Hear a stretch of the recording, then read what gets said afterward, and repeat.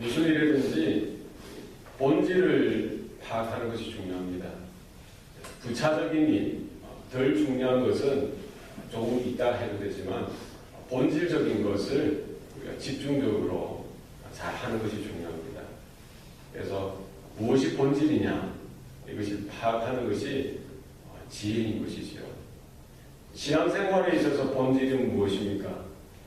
우리 믿음의 생활을 하면서 이 본질적인 것이 뭐냐? 하나님을 경험하는 삶이 우리 가운데 날마다 있어야 하는 것입니다.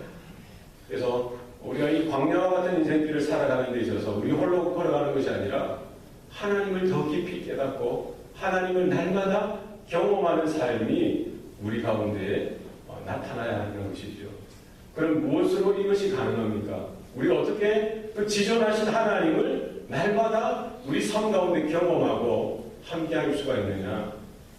성경은 말씀하기를 하나님의 말씀과 기도로 거룩하여 지니라. 무엇으로 가능합니까?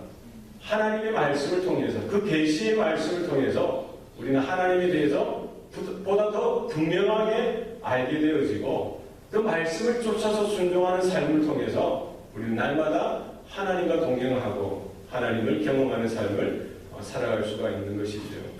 뿐만 아니라 기도를 통해서 우리는 하나님께 영적으로 교통하고 교제하고 하나님의 뜻 가운데 우리가 더 분명하게 믿음으로 설 수 있는 것입니다.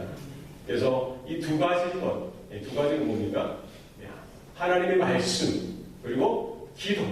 이것은 우리가 하나님의 은혜를 받는 방편이고 하나님을 경험할 수 있는 귀한 통로고 우리의 삶에 든든한 믿음을 세우는 양기둥이 되어진다는 사실을 우리가 기억하고 우리 하나님의 말씀을 늘 받는 이 말씀을 받는 것에 게을리해서는 안 되고 또 우리가 기도하는 일에 우리가 힘을 늘 쏟아야 할 줄로 믿습니다. 기도는 무엇입니까? 기도는 우리 하나님 앞에 나아가는 하나의 영적인 방편이 되어지는 것입니다. 기도의 이 뜻은, 기도의 어근을 보니까 붙잡다라는 뜻이 뭐라고요? 붙잡다. 그래서 우리가 하나님 앞에 기도할 때 무엇을 기도하느냐? 우리의 그런 마음이 아니라, 우리 그냥 빈 마음이 아니라 하나님의 약속, 하나님의 언약, 하나님의 말씀을 붙들고 기도해야 된다는 것입니다. 그래서 여러분이 묵상하고 또 선포되어지는 말씀이 우리의 기도의 분명한 근거가 되어지는 것입니다. 너희는 부르시라. 누가 말씀하신 거예요? 하나님이 말씀하신 것입니다. 내가 응답하겠고 내가 크고 비밀한 것으로 너희에게 행할 것이다 라고 분명히 하나님께서 말씀하십니다. 그래서 우리는 하나님의 말씀을 붙들고 우리는 기도해야 될 줄로 믿습니다.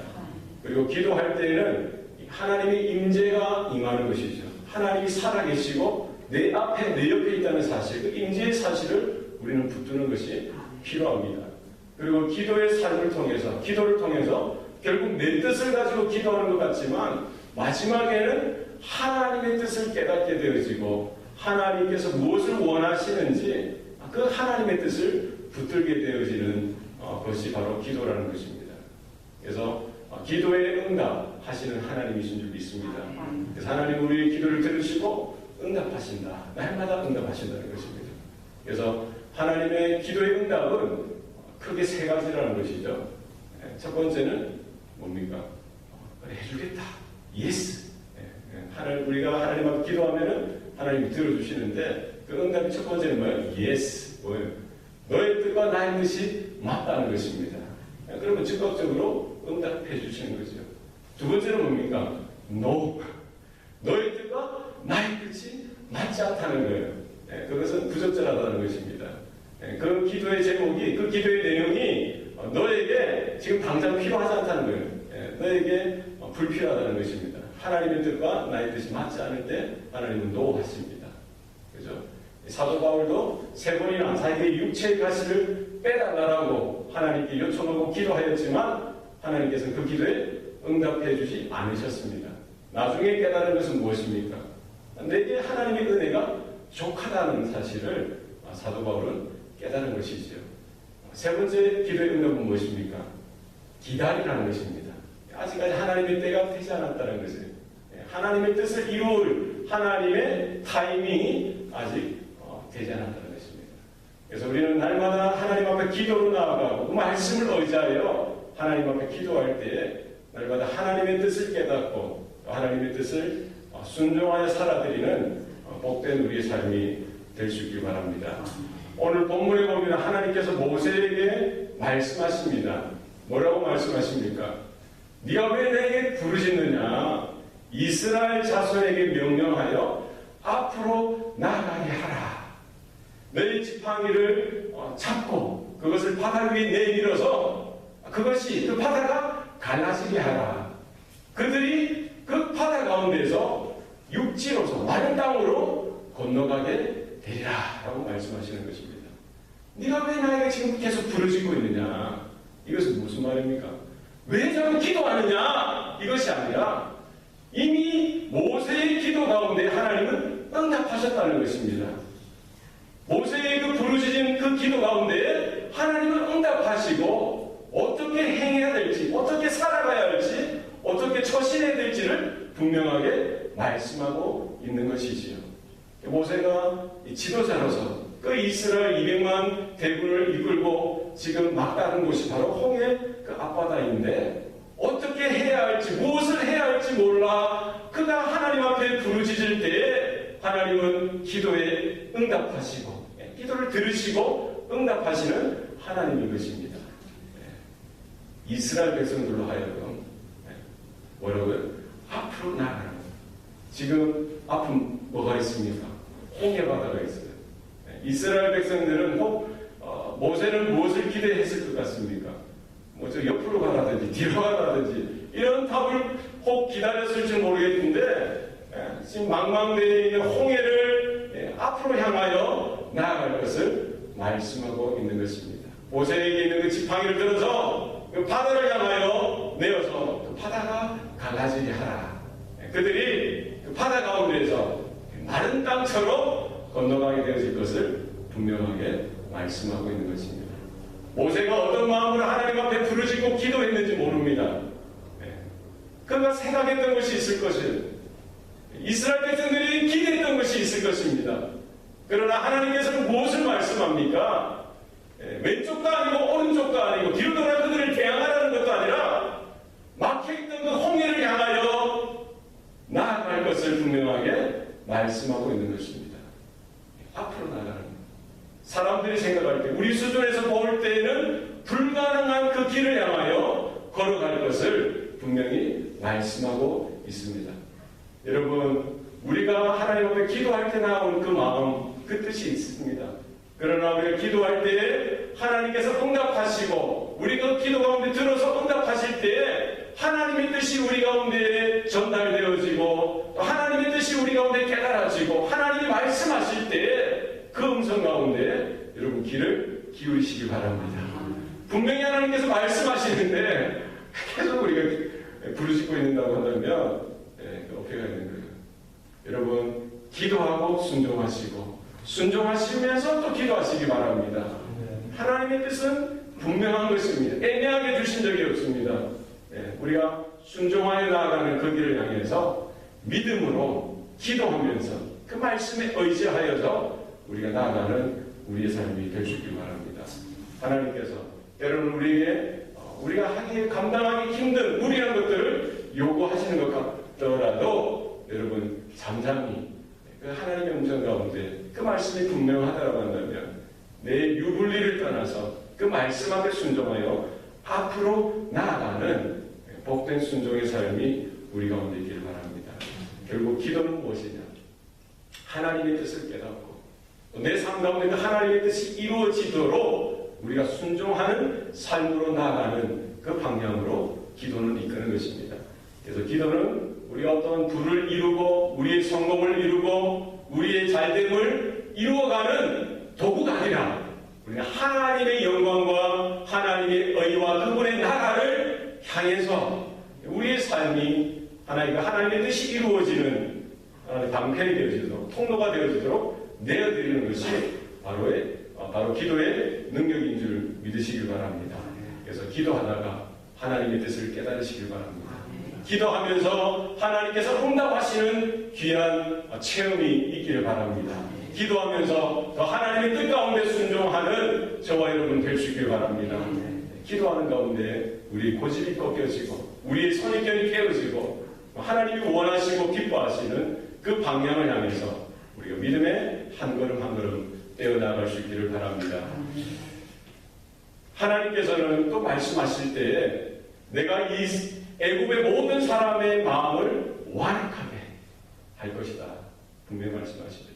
그래서 그들이 바로 그 이스라엘 백성 뒤를 따라서 그것을 향해서 그 바다를 향해서 들어가게 될 것이다 라고 말씀하십니다. 내가 바로와 그의 모든 군대와 그의 병거와 마병으로 말미암아 영광을 받을 것이다 말씀하시는 것입니다. 내가 그 바로와 그의 마병과 병거로 말미암아 영광을 받을 때에 그때서야 비로소 애굽의 모든 사람들이 내가 여호와인 줄 알게 될 것이다 라고 말씀하고 있는 것입니다. 여러분, 하나님의 은혜가 떠나가면은 그 어떤 인생도 완악하게 되어지고 그 마음이 강팍하게 되어지는 것입니다. 애굽 사람들은 비록 하나님을 알지 못하고 믿지 않는 백성들이었지만 그 10가지 재앙을 통해서 하나님의 하나님 되신 하나님의 권능과 능력을 조금이라도 알게 되어지고 마지막에는 10번째 재앙을 통해서 그들이 항복한 것 아니겠습니까? 그런데 지금 이제 이스라엘 백성들이 막다른 골목으로 이렇게 몰려드는 것을 보고는 마치 도발이든 지를 몰듯이 그들의 마음 가운데 어떤 마음이 들었을 것 같아요. 이제 다 됐다는 거예요. 우리가 잡아서 다시 이스라엘을 자신들의 노예로 삼겠다는 것입니다. 하나님께서 이스라엘과 함께 하시고 이스라엘을 불러내셨다는 사실을 까마득하게 깨닫지도 못하고 그의 마음들이 오히려 더 완악하게 되어지고 강팍하게 되어져서 이스라엘이 건너가는 그 홍해길을 따라서 따라가다가 결국 그 자리가 자신들의 심판의 자리가 되어지고 자신들의 멸망의 자리가 되어지고 그들이 죽음을 맞이하는 자리가 되어지는 것을 깨닫지도 못하게 되어지는 것이죠. 여러분, 하나님께서 은혜 주실 때에 우리가 하나님 앞에 더 가까이 나가는 줄 믿습니다. 하나님께서 은혜를 거둬가시면은 마음이 강팍하게 되어지고 완악하게 되어지고 그것이 하나님을 대항하는 것인지도 모르고 하나님을 이를 떠나가는 인생인지도 모르고 그냥 가는 것입니다. 그렇지 않습니까? 바로는 그 애국 사람들은 그 전쟁이 하나님을 대항하는 것인 줄 깨닫지 못하고 하나님을 대항해서 자신들이 이길 수 있다라고 생각했을 줄도 모르겠습니다. 결국 하나님께서 이 바로와 그의 군대와 그의 병거와 마병을 통해서도 영광을 받으시겠다라고 말씀하고 있는 것이죠. 우리는 다 알 수 없지만 하나님께서 이와 같은 악한 무리들을 통해서 행악하는 자들을 통해서도 하나님은 하나님의 영광이 드러나게 하시고 나타나게 하신다는 사실을 우리는 깨달을 수 있기를 원합니다. 여러분, 이 모든 되어지는 상황들을 볼 때 야, 우리가 큰일 났구나, 힘들구나 하는 그 순간 가운데서도 하나님은 하나님의 뜻이 나타나게 하시고 하나님께서 계획하시고 원하시는 구원이 이루어지게 하시고 하나님의 영광이 나타나게 하신다는 사실을 여러분 꼭 기억하실 수 있길 바랍니다. 오늘 세대를 바라보시기 바랍니다. 많은 위정자들이, 이 땅의 위정자들이, 법을 다루는 사람들이, 정치를 하는 사람들이 하나님을 대항하고 하나님의 창조 섭리를 위배하고 하나님의 뜻을 거스르는 이런 법들을 만들게 되어지는 거예요. 마치 그들의 마음이 완악해지고 강팍해졌던 것이죠. 지금은 누가 이기는 것 같습니까? 이 세상이 이기는 것 같아요. 개인 메리지가 지금 보편화되어지고 헌법에 보장되어지는 이런 세대 가운데 반기독교적이고 반하나님적인 이런 법안들이 통과되어지는 이 세대 가운데 우리가 있습니다. 누가 승리하겠습니까? 결국 하나님께서 이 모든 것들을 통해서도 영광 받으시는 분이신 줄 우리가 믿을 수 있길 바랍니다. 아멘. 하나님께서 모든 이 판세를 마지막 가운데 하나님께서 붙드시고 역사하셔서 하나님의 하나님 되심이 하나님의 영광이 드러나게 하시는 줄 믿습니다.